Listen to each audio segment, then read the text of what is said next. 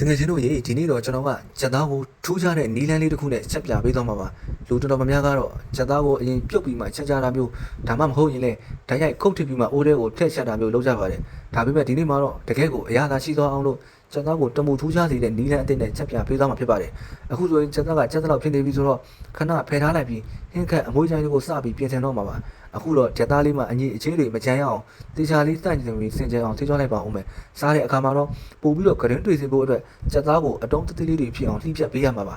အခုတော့ဒါလေးတွေကိုတေချာလေးလုပ်လိုက်ပါပြီကျွန်တော်ဆက်လုပ်ရမှာတွေကိုဆက်ပြီးတော့ကြည့်ပေးကြပါဦးနော်ချက်ဖို့အတွက်ဖယ်ထားတဲ့ကြက်သားတွေကလည်းအခုဆိုရင်အတော်လေးကိုမှအဆင်သင့်ဖြစ်နေပါပြီအဲ့ဒါကိုအပြင်ထုတ်လိုက်ပြီးအတုံးလေးတွေကို